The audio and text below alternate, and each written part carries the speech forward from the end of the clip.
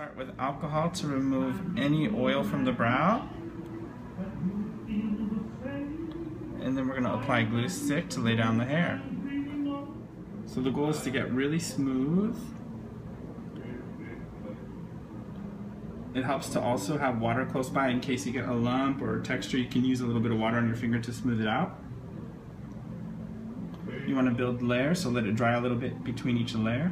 Alright, now that we're all glued down, we're going to set with super matte loose powder. So in this next step, we're going to map out our darkest points of the skull using AquaBlack and a flat like concealer or eyeshadow brush. So I like to use the morphology of the model. So just working right underneath the orbital bone. Up here, because I want it to be a little sinister, I'm going to raise it into the brow. So if it's lower here and higher in the outer corner, it'll be a sinister looking skull. And then the same goes for underneath the eye. I'm literally drawing inside the orbital bone with a flat brush to map it out. Wet Makeup's water-based and AquaBlack is waterproof, so it's a really great combination for creating this type of makeup. Next, I'm going to fill the bones and the musculature of the face, and I'm going to draw in the deepest parts underneath the cheekbone, outlining the depth where we're going to be creating the jaw and the teeth. I'm also going to go ahead and fill in right away where we're going to be drawing teeth with wet makeup. This will make it much easier and it'll be a quicker skull because you won't have to go through and add black in between each tooth. The black will already be existing and long wearing.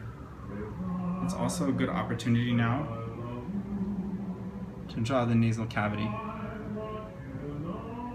And try to work with the model's morphology already. So I can already feel and see where his skeletal structure is and where the cartilage is.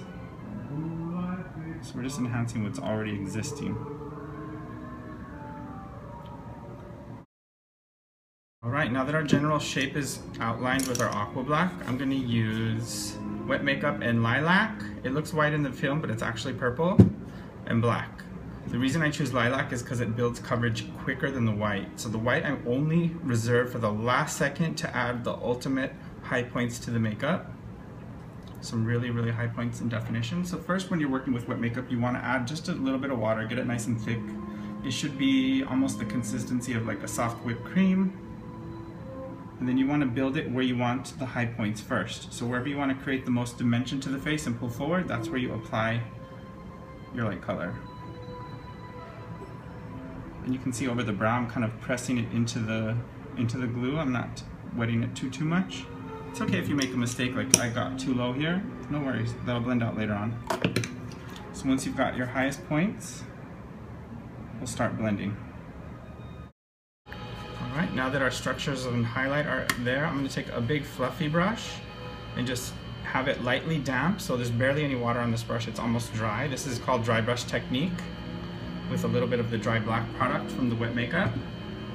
And start to build in some dimension to your makeup. So I'll tilt the head this way so you can see what's going on. So it's very transparent, almost a gray shade, not full intensity yet. You'll see where the lavender and the gray are mixing together, that lavender is being reactivated and blending right into it super easy. So this is going to be how we're starting to add dimension to the face. The goal is to hug the lighter shade with the gray tone so that you start to create volumes and dimensions. It's also going to soften like any hard lines that you're seeing in the makeup.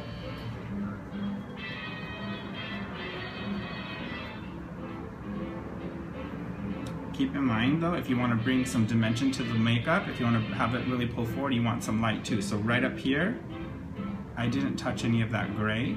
The gray is coming from underneath the cheek and blending over that bone at the mandible. So now that we've blended some gray through the edges of the purple, I also took some, you'll see, into the neck, into the ears, just so that they're not as distracting. Now we can start to build in some nice depth with a darker version of black. So I'm taking the same brush, except I'm going in with a little more water so it's more saturated, so I can build coverage. So now I'm whipping the wet makeup into a thicker consistency. You don't want it too watery. But now we're getting to like the consistency of almost like a HD liquid foundation or Ultra HD liquid foundation. And place it back where you want your intensity, so further back. And then from here you can pull forward. You can see that it's going to build some really nice color for you. Starting back here, you can see how dark that is compared to what we were doing before. And then pull forward. So now we're giving a place for that the shadows to come from the hairline. Other areas that you might want to do this is like the deepest points in the face here. Again, re-hit those. We did AquaBlack there already, but we can really intensify it now with some wet makeup. Turn this way. So reintroducing some depth.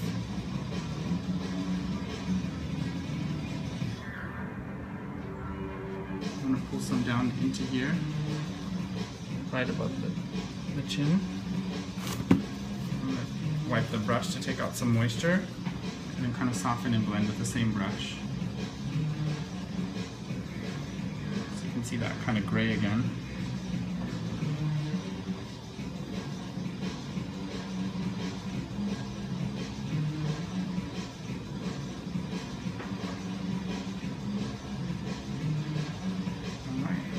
So now it's time to add details. We're going to go through and add some teeth using purple first, and then we'll add white later.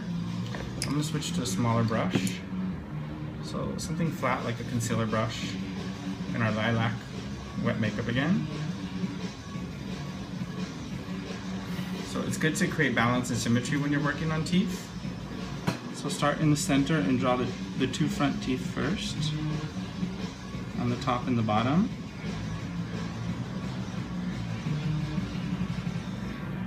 And then you can work your way to both sides, creating teeth that way.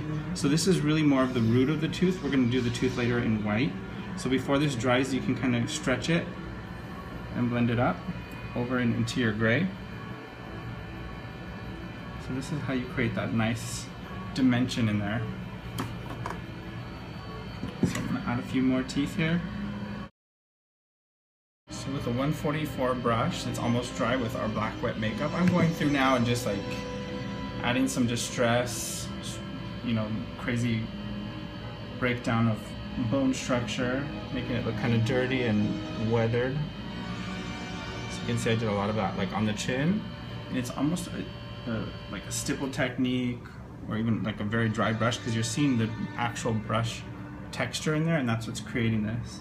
You can also add some depth to the center of the bone here to create a shadow. See how this created a shadow right here? Later on you can come back in with your light color and then pop some highlight up here to give some dimension to that bone. And same thing down here. And I'm stippling it on so you get texture as opposed to hard lines. Now we can add in our teeth and some more details. I'm going to use lip brushes and white wet makeup to draw the teeth. The lip brushes actually work awesome for teeth because it's kind of that shape already. So you want to get almost an opaque coverage, so you want it to be a little bit thicker when you're adding your water to your wet makeup. And I'm going to let the brush be the shape of the tooth. So it's almost like using a stamp.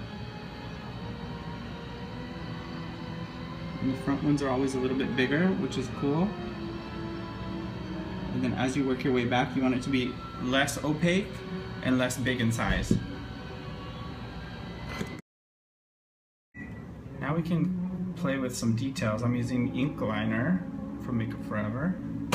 We'll draw on a few like little cracks in the bone structure. It's always important to start with a thicker line and then get skinnier, almost non-existent as you're pulling away. So that'll give dimension to the line, so it's not a caterpillar line. So it's got to go from really thick to really skinny. So the thicker areas are going to be the deeper rooted cracks. It's okay if the line kind of disappears a little bit and then shows up again later. It's almost like creating veins for if you're doing some sort of like zombie or vampire situation. It's kind of nice to put in a couple like little details of holes too. So this one's always a good one. So start really opaque right here with your dark. And then with a dry brush, stretch the edges straight down. So that's creating depth and dimension into the face. And then come back in with your white or your light lac and add some dimension right above it. So now it looks like it's going to be popping out of the face. So this is the one place that it's actually okay to have a hard line of white right against black. It's going to create the ultimate contrast and dimension. You can see as he's moving his face and smiling and like rolling his eyes, it works really well with his bone structure because we paid attention to his morphology to begin with. He can emote and it's really, really effective. So I wish you all the best Halloween and happy skull building.